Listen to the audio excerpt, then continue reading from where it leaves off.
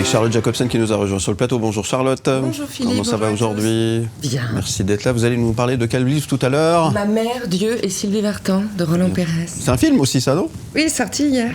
Bien, pas bien ? Pas bien. Pas bien. Bon, on en parle tout à l'heure. Il y a Virgile qui nous a rejoint. Bonjour Virgile. Bonjour Très Philippe. jolie veste Virgile. Merci beaucoup. J'ai fait une petite pause café depuis 6 heures et puis voilà, je suis revenu vous voir. Très bien, merci d'être là. Bonjour à David Letard. Bonjour à tous. Et merci Mike aussi d'être avec nous. On va parler de news maintenant, mais les news people de Virgile. Et il va vous faire des révélations très étonnantes, puisqu'après plusieurs mois de discrétion, la relation entre Cyril Hanouna et Tiffaine Auzière, fille de Brigitte Macron, est désormais officielle. Rien ne va plus. C'est le bordel. Et oui, l'amour frappe là où on l'attend le moins. L'animateur roi du PAF, le paysage audiovisuel français, l'avocate, se serait rapproché après son passage dans Touche pas à mon poste. Donc Cyril Hanouna et Tiffaine Auzière, une histoire qui a commencé sur un plateau de télévision et qui a visiblement continué en coulisses. La révélation a fait l'effet d'un tremblement de terre à l'Élysée déjà, mais pas de panique. Brigitte Macron, en maman cool, soutiendrait sa fille. Emmanuel Macron, lui, n'a pas commenté cette info, ni même Cyril Hanouna, qui pour le coup n'a pas sa langue dans sa poche.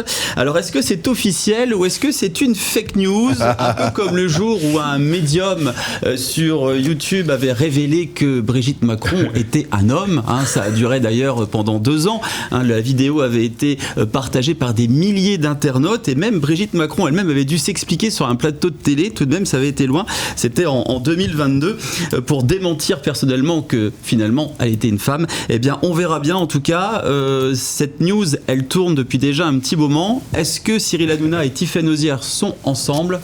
Ouais. Moi j'imagine le dîner de famille dimanche midi autour du rôti avec Hanouna et Macron face à face. Ouais, ça va être assez la future première dame. C'est sympa. Oui, peut-être en quelque sorte. Mais je savais pas que tu lisais Gala, toi. De mère en fille. Je lis beaucoup de choses.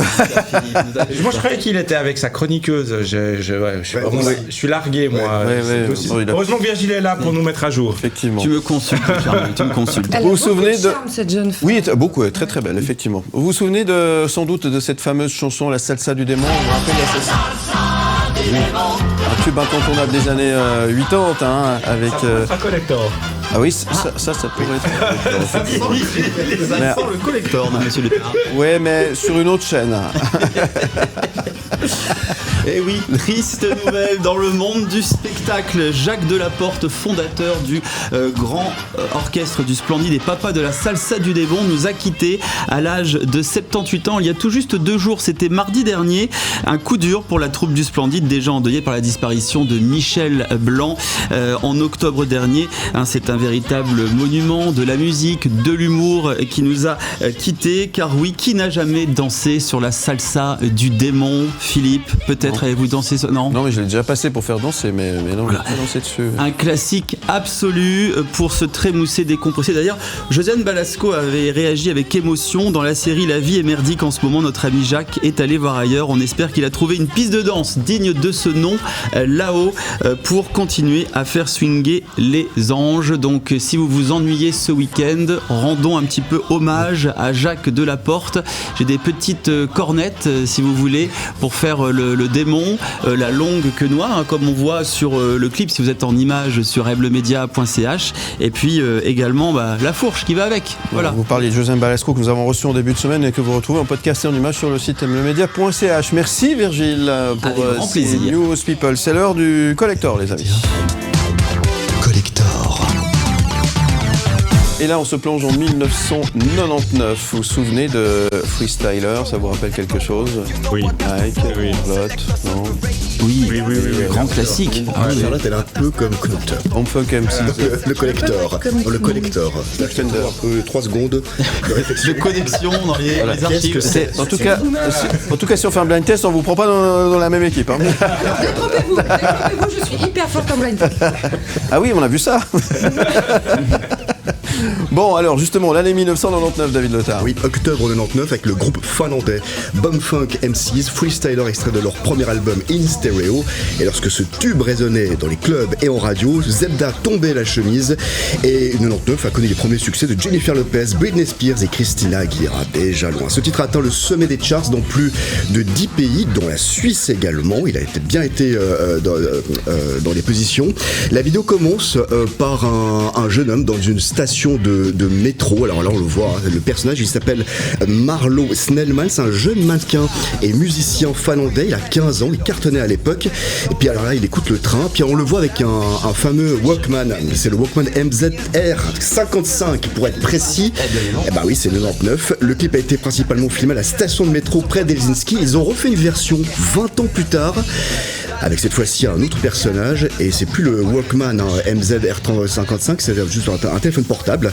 Et puis si vous êtes intéressé, je sais qu'il cartonnait avec les filles, hein, ce jeune homme de 15 ans, et ben c'est un jeune cuisinier, un très grand cuisinier à Paris, si vous désirez voir, dans le restaurant Le Recoin. Il est dans la rue Sabin, pour ceux qui sont intéressés de le voir. Ça c'était pour Knut, tu vois, pour une fois qu'il y avait un truc pour Knut, et là ça passe à côté, quoi. Il est passé de mannequin chanteur à cuisinier justement. Bumfunk MCs et son tube culte, la pierre des années 90, c'est le collecteur du jour. Le livre de la semaine. Le livre de la semaine avec Charlotte Jacobson, merci d'être avec nous. On va parler d'un étonnant roman autobiographique et musical, le livre de la semaine avec Ma mère, Dieu et Sylvie Vartan, à l'occasion d'ailleurs de la sortie en salle hier de ce film que vous avez pu aller voir presque en avant-première et apparemment vous n'êtes pas très contente du film. Moi, je me suis couchée tard pour ça. Ouais. J'ai beaucoup aimé le roman. C'est pour ça les petits yeux, c'est pour ça. Je suis fatiguée. Oui. Et c'était pas très très bien. Non. Malgré un casting de dingue, parce que Leila Bekti, Jonathan Cohen, ça s'annonçait plutôt pas mal, d'autant que l'histoire est très joyeuse. Ouais.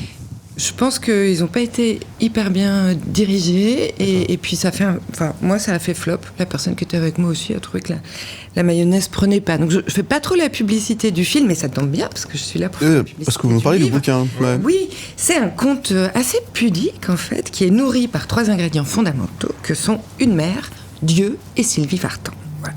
Donc c'est un premier roman de Roland Pérez.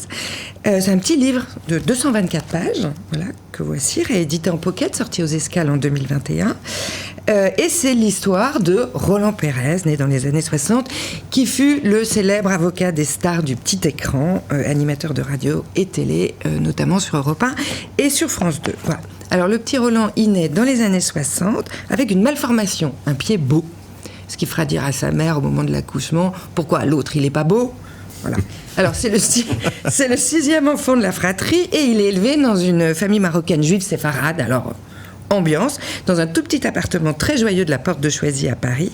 Il est l'objet de tous les soins, en particulier de la part de sa mère, qui refuse d'admettre qu'il ne marchera jamais et qui ne souhaite pas l'appareiller, car elle ne souhaite pas qu'il soit pointé du doigt comme handicapé. Elle attend le miracle, et le miracle survient à l'âge de 7 ans, après bien des péripéties médicales, beaucoup d'heures passées devant la télévision, immobilisé par tout un tas de corsets et d'attelles, à écouter les chansons de son idole, Sylvie Vartan donc, qui sera le support de son apprentissage de la lecture. Voilà. Alors, côté ambiance, le roman vaut, mais largement et principalement, pour le personnage d'Esther, sa mère, la vraie mère juive, le roc, la lumière. C'est une femme haute en couleurs, bruyante, excentrique, autoritaire, solaire, débordant d'amour. C'est une femme qui pense que la meilleure monnaie d'échange en toutes circonstances, c'est les pâtisseries au miel, et que la vie est quand même plus jolie quand on est bien coiffé, et ce, en toutes circonstances, même quand on est subclaquant à l'hôpital. Voilà. Donc Dieu et Sylvie Vartan aident un peu cet enfant à guérir, mais c'est véritablement la mère, le phénomène, et le miracle, finalement, c'est elle, c'est son goût du bonheur. Voilà. Donc entre Télé 7 jours, le télécrochet des Carpentiers, Salut les copains, ses sœurs Jacqueline et Nicole qui se rebaptisent Jessica et Niki, pourquoi ? C'est toute une époque que nous fait revisiter Roland Pérez avec nostalgie, celle d'une France disco et dynamique. Voilà, l'écriture est pleine d'humour, les chapitres alternent entre jeunesse adolescente et puis sa vie d'adulte. c'est sincère, c'est sans pathos, alors que le film, lui, est bourré de pathos. Ça, c'est pas possible. Il a Becquetiel, elle a la larme à l'œil sur tous les plans. C'est émouvant, c'est tendre, c'est drôle. C'est le plus bel hommage qu'un fils puisse faire à sa mère, qui inlassablement répéta à ses enfants, à Roland, mais à tous ses enfants, je te donne ma vie. Voilà. C'est beau. Le livre qui a inspiré le film, qui est sorti, sorti en 2021 et puis un peu plus tard en 2023 en poche. Je vous le recommande chaleureusement. C'est une lecture hyper joyeuse, hyper jolie. Et puis vous avez une autre actu dont vous aimeriez nous faire part. Ah bah oui, pas des moindres, des moindres. Le Salon du Livre de Genève a ouvert ses portes hier à Palexpo, et proposera jusqu'à dimanche des rencontres, des débats, des événements, des expos, des signatures, etc. avec plus de 600 auteurs qui seront présents aux côtés des invités d'honneur. Cette année, Maïtena Biraben, Éric-Emmanuel Schmitt et Jérôme Ferrari, qui a été Goncourt en 2012. Vous trouverez tout le programme sur salondulivre.ch. C'est vraiment un des 2 moments clés de la littérature pendant l'année. Voilà, donc je vous invite à vous y rendre. Merci Charlotte Jacobsen. On vous retrouve évidemment aussi en podcast et en image sur le site aimelemedia.ch. Bien plus qu'un média.